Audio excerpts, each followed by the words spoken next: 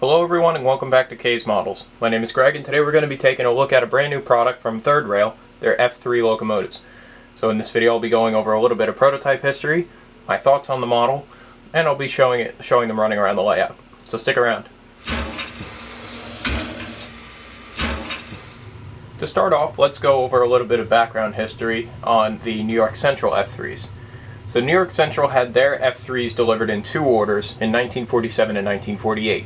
First order consisted of engines 1606 to 1623, which is what our two F3As here consist of, and the second order consisted of numbers 1623 to 1635. All of these were A units. The first order of these had the raised fans, which you see on the model here. The second order had the lower fans, which were more flush with the body, which is something that we saw on the F7s.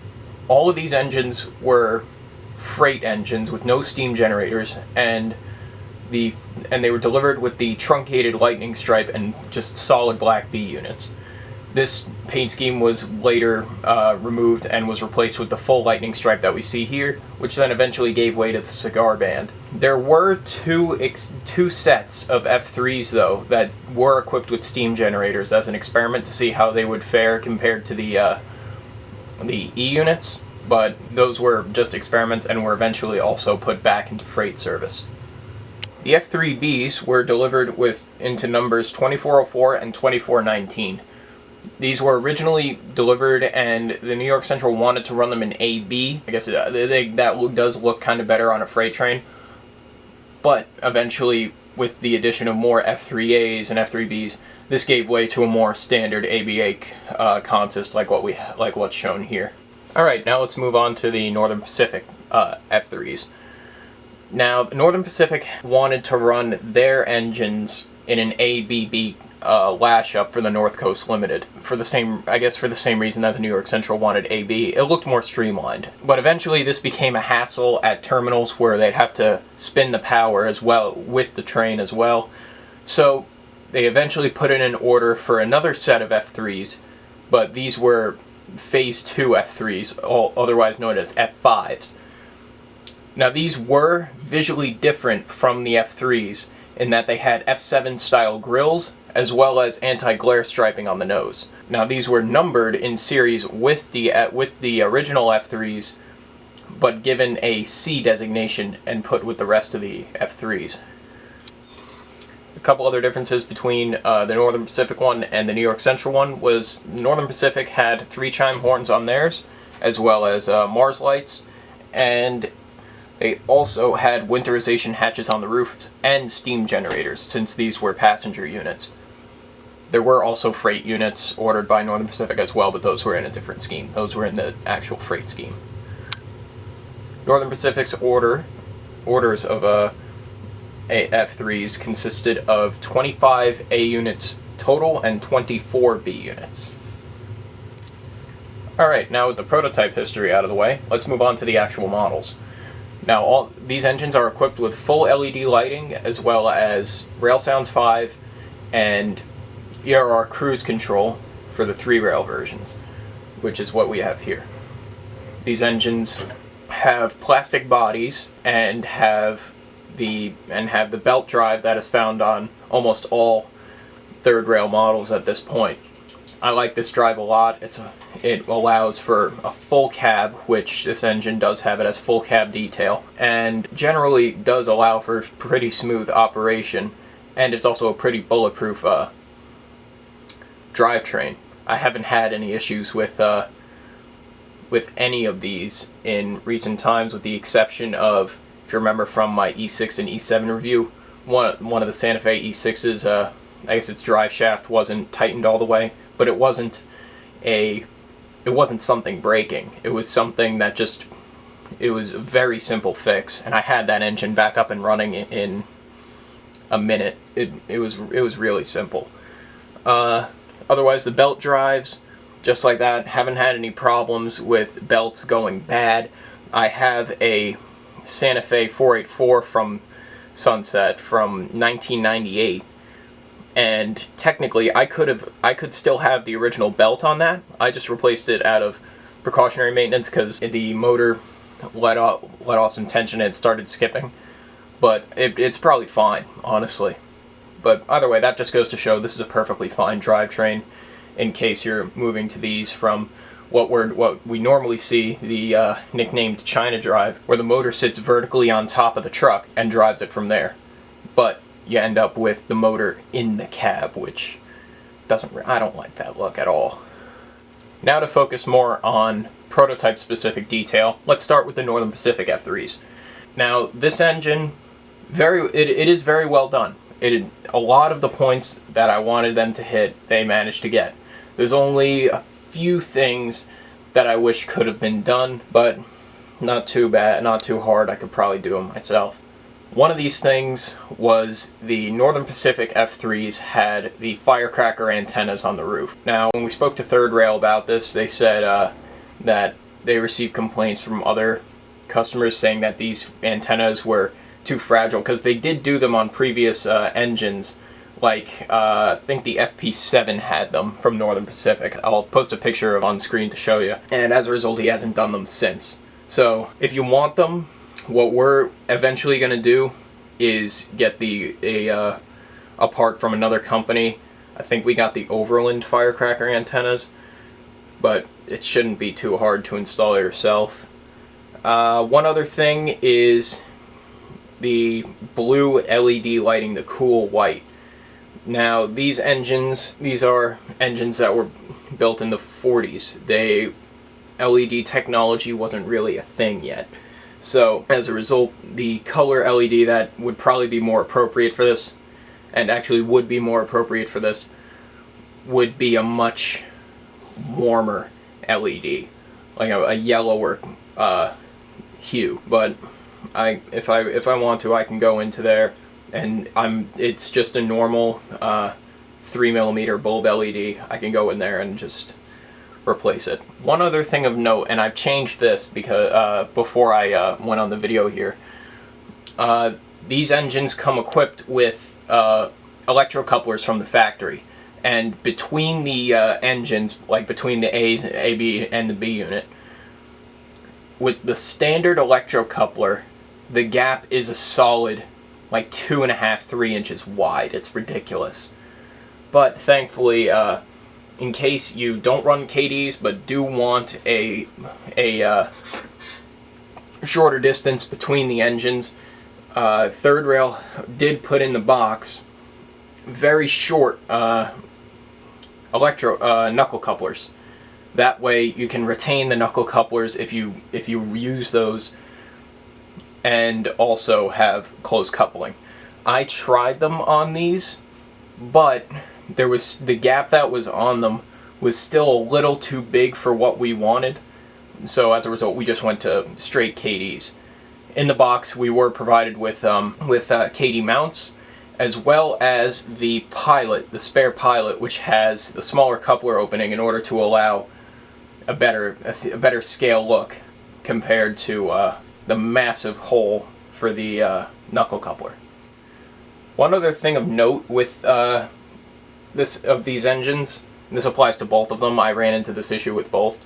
When I went to put KDs on, I found that not enough screws were supplied with the engines for all the engines to have KDs. I was able to get more from Third Rail. I guess that was just a packaging issue. So if you plan on converting your F3s to KDs, then I'd check that and get into contact with them. Alright, now let's move on to the New York Central engines. Now, since these are freight engines, they shouldn't come with steam generators. But unfortunately, I guess it managed to slip by the factory, but the B unit is unfortunately equipped with a steam generator. Fortunately though, this isn't too bad on previous releases where we actually just sent the thing back. But the steam generator is actually on a removable plate.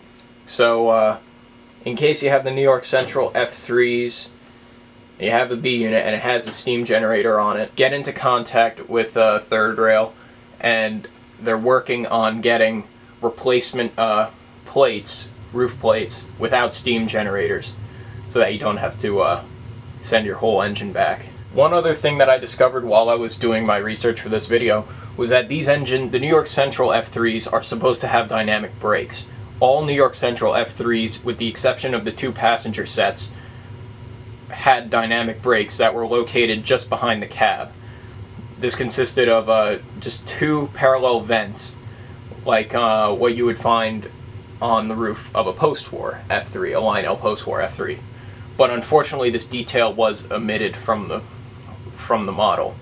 Now, like the steam generator, the plate that they should be on is removable, and that's where you would find the program run switch, the volume switch, the TMCC conventional off switch.